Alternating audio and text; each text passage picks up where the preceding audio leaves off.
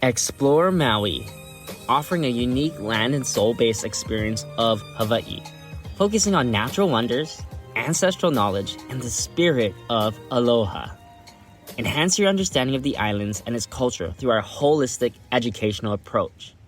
For a deeper dive into Hawaii's inner journey, check out our Hawai'i Immersion course. Click the link below to buy the course and immerse yourself in the enchanting world of Hawaii. This comprehensive program will dive into Hawaiian language basics called Olelo Hawaii, history, mythology, and family-centered education content linked to place-based learning. With over 31 lessons available for self-paced learning, you'll also have access to 4 live weekly sessions aimed at initiating your Hawaiian language journey. Click the link below to start your Hawai'i Immersion course. Aloha and welcome to Explore Maui. We're going to be going through a thought-provoking discussion today about this multifaceted journey called decolonization. So I'm your host, Sam Peralta, and we're going to go around critical questions surrounding the impacts of colonization. So as we explore different dimensions of decolonization, we're trying to seek and amplify voices here, challenge narratives, and envision a more inclusive future. So join me. This is going to be a fun one on decolonization. So the first thing we got to do is remember that there are structures we can't see and the structures we can see. So the first thing that we got to realize in indigenous Hawaii or aboriginal Hawaii is there are perspectives that we don't see.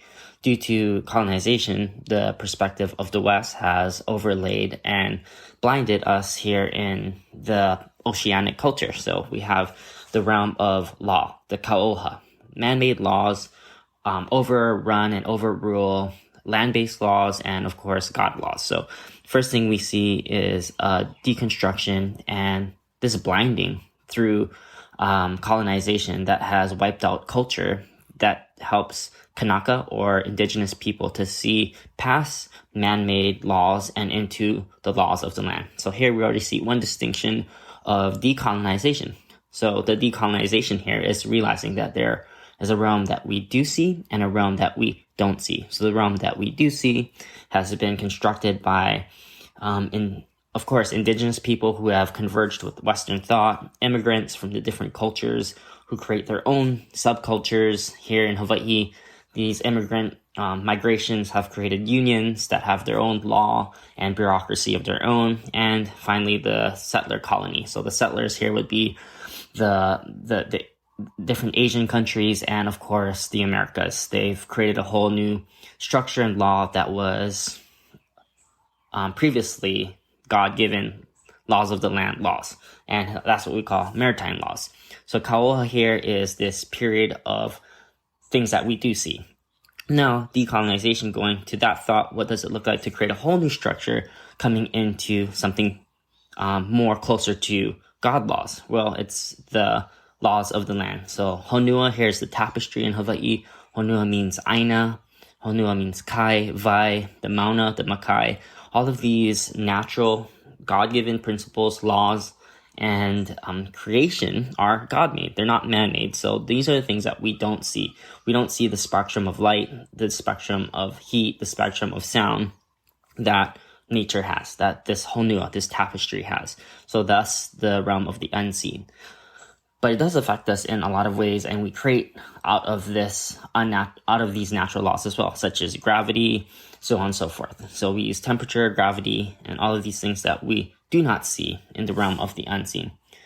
Now we're talking about the process of colonization and how it impacts our cultural identity of people. Well, when you think about colonization, there's different forms of it, but when we talk about one overpowering another and wiping out culture, so for example, Hawaii, when the West came, it was they didn't allow the language to be spoken, Olelo Hawaii, hula to be spoken, the worship and practice of giving energy to different deities and personified elements. So these all led to the decrease of cultural identity. So if there's no culture identity, there's no differentiation. And if there's no differentiation, there's no subjective experience. So Hawaii had its own subjective experience that evolved and grew out of the land, out of the laws of the land, the God-given realm, what we would call it. So how did this play out in the exploitation of colonization in various regions. So the exploitation here is you don't have differentiation, you don't have subjectivity, you become into one blur, one blob, and that's what happened in Hawaii.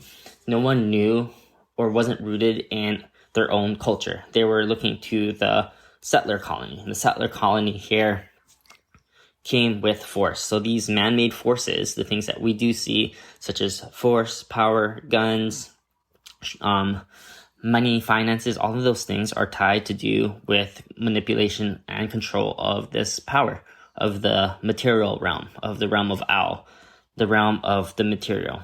So there, if you're more interested in learning about unseen realms and realms that are seen and how we can navigate through them, because coming out of this colonization process, coming back into ancestral indigenous mindset, we need to be able to see the different layers that convolute our reality, convolute our connection to God, to the source.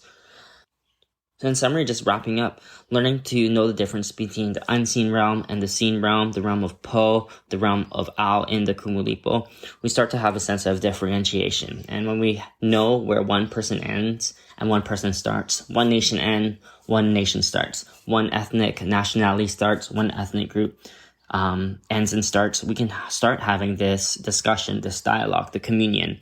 And that's what's missing today, these laws that govern the principalities and the powers of our psyche and within culture that our government is unconscious about. Our Hawaii government is in a stage where it's wanting to be more indigenous, ancestral mindset, but we don't have that grid. Here, we can find that grid written in the laws of the land and the laws of God. So as we wrap up this episode of Explore Maui, I just want to express so much gratitude for you guys listening to this episode as we kind of just start the discussion on the exploration of decolonization. So remember, this path is involves continuous learning, empathy, and action. So I encourage you to share your thoughts, questions, suggestions on social media through this podcast. Message me, find me on Instagram, Sam for Maui. And until next time, hui ho. Let's keep this conversation alive, challenge assumptions, and work towards a future that honors and dignifies all of us, the diversity, the biodiversity. So thanks for joining me on Explore Maui as we illuminate the path to decolonization. Mahalo and a hui ho.